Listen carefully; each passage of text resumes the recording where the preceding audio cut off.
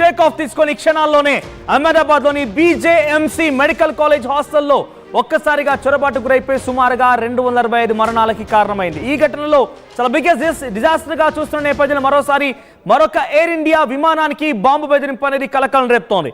Thailand వైపుగా వెళ్తున్నటువంటి థాయిలాండ్లో అత్యవసరంగా ల్యాండ్ అయింది ఈ ఎయిర్ ఇండియా విమానం. అయితే బాంబు బెదిరింపు కాల్తోనే ఎమర్జెన్సీ ల్యాండింగ్ చేసినట్టు తెలుస్తోంది. న్యూఢిల్లీ నుంచి ఫుకెట్ వెళ్తున్నటువంటి ఈ విమానంలో సుమారుగా 156 మంది ప్రయాణికులు ఉండగా బాంబు బెదిరింపు కాల్ రావడంతో వెంటనే దాన్ని థాయిలాండ్లో ఎమర్జెన్సీ ల్యాండింగ్ చేశారు.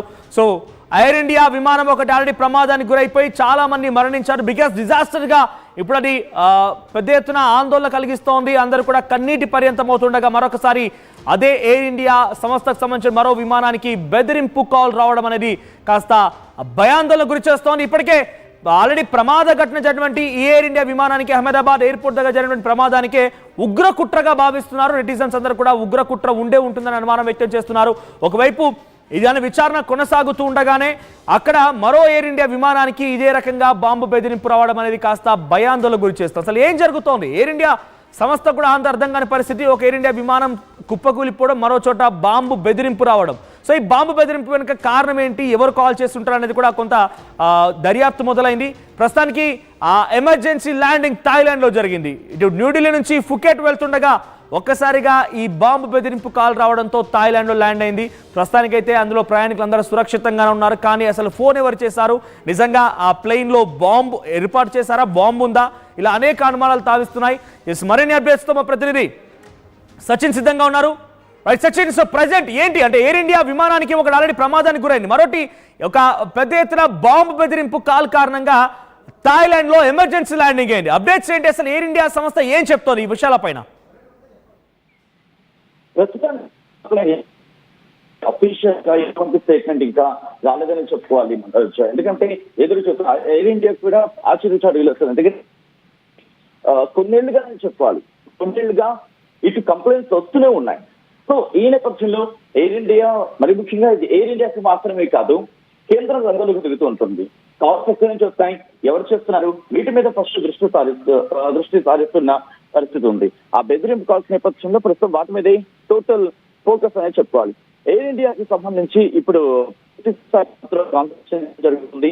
కొన్ని సందర్భాల్లో ప్యాసింజర్స్ కి సంబంధించి రక్షణ ఇచ్చి వాళ్ళని పంపించినట్టుగా తెలుస్తోంది. ఒకసారి హోల్డ్ లో ఉండండి. ఎయిర్ ఇండియా విమానం 379 చూడండి, ఇక్కడ న్యూఢిల్లీ నుంచి ఫుకెట్ వెళ్తున్నటువంటి ఈ ఎయిర్ ఇండియా విమానం, so 9:05 AM AI 379 air India విమానం సంబంధించి, so Phuket Friday 13th June. So అక్కడ వెళ్ళవలసినటువంటి ఆ విమానం కాస్త ఒక్కసారిగా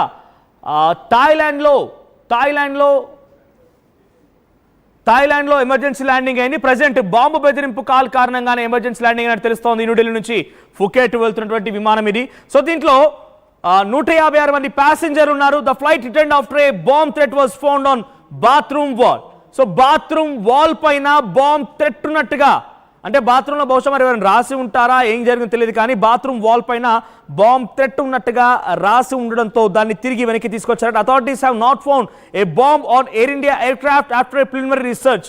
Reuters quoted Thailand airport officials are saying the plane departed Phuket airport on 9:30 AM on Friday with New Delhi as its destination. Sorry, ఇక్కడ న్యూఢిల్లీ నుంచి అటు ఫుకెట్ వైపుగా కాదు, ఫుకెట్ వైపు నుంచి న్యూఢిల్లీకి వస్తోందట.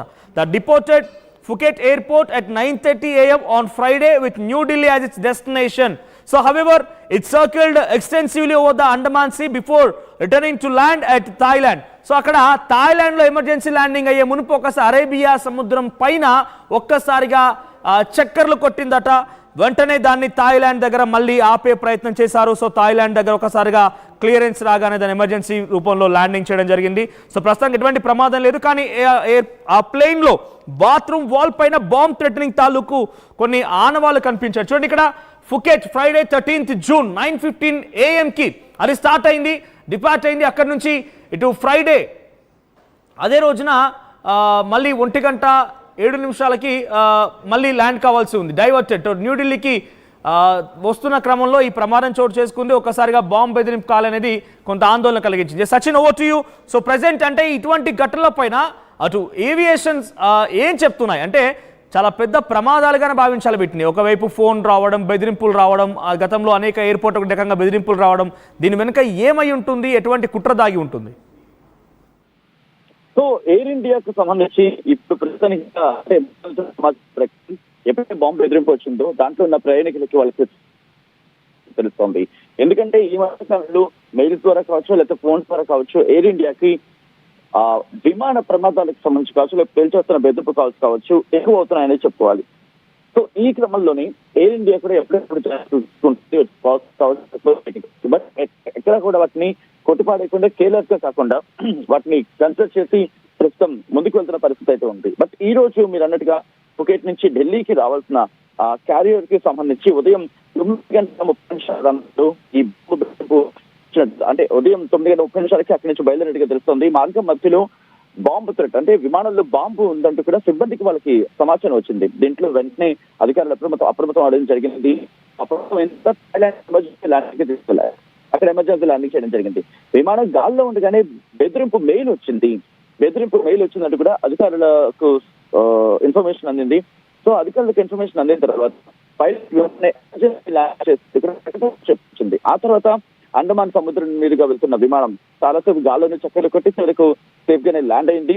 విమానం ఐలాండ్ లో దిగిన వెంటనే అధికారులు కూడా వాళ్ళు ఇన్వెస్టిగేషన్ ప్రారంభించారు. అయితే విమానంలో ఎలాంటి బాంబు వచ్చిన తర్వాత వాళ్ళు పీల్చుకున్న పరిస్థితి ఉంది. అయితే ఈ ఘటనకు సంబంధించి విమానాశ్రయం నుంచి థాయిలాండ్ లోని ఫుకెట్ ఇంటర్నేషనల్ విమానాశ్రయం నుంచి మొదలైనటువంటి ఈ air India express AI 379 number గల ఈ ఎయిర్ ఇండియా ప్లెయిన్ అక్కడ సుమారుగా 9:15 ఫుకెట్ ఇంటర్నేషనల్ ఎయిర్పోర్ట్ నుంచి స్టార్ట్ అయిపోయింది. ఆ తర్వాత మార్గ మధ్యలోనే అది గాల్లో ఉండగానే ఆ బాత్రూమ్ వాల్ పైన బాంబ్ థ్రెటనింగ్ సంబంధించి ఆనవాళ్ళు కనిపించాయి. సో వెంటనే అలర్ట్ అయినటువంటి పైలట్స్ మరోసారి థాయిలాండ్కి ఎయిర్ ట్రాఫిక్ క్యారియర్ ద్వారా సమాచారం అందించారు. వెంటనే తిరిగి మళ్ళీ వెనక్కి వచ్చి అక్కడే ల్యాండ్ అయిపోయింది. ఫుకెట్ ఇంటర్నేషనల్ ఎయిర్పోర్ట్లోనే ల్యాండ్ అయిపోయింది. వెంటనే ఎప్పుడైతే అథారిటీస్ వెళ్ళి క్రాస్ చెక్ చేశాయో, రీసెర్చ్ చేశాయో, ఆ సర్చ్ ఆపరేషన్లో బాంబు దొరకలేదంట.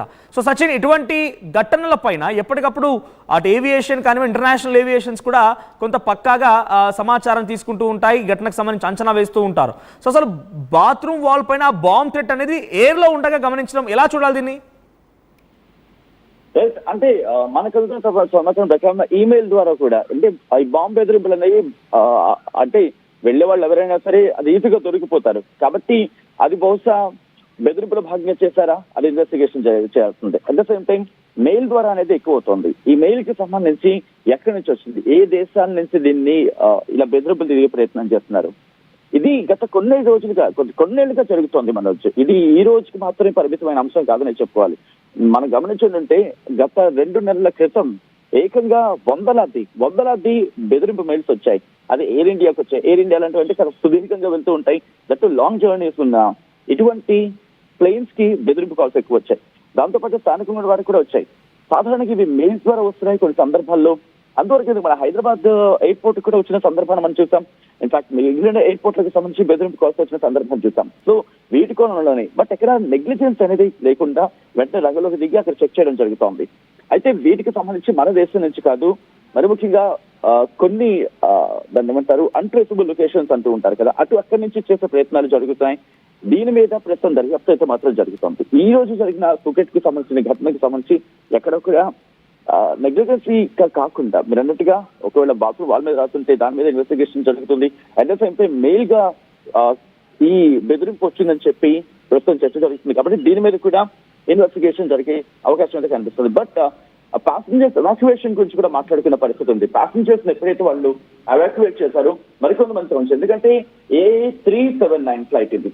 దీంట్లో ఒకసారి ఇద్దరు కాదు, ఎక్కువ 156 మంది ప్యాసింజర్లు ఉన్నారు. ఈ ప్యాసింజర్స్ అందరూ కూడా వివిధ ప్రాంతాలకు వెళ్లాల్సిన వాళ్ళు. దీంట్లో అథారిటీస్ ఏమంటున్నారంటే థాయిలాండ్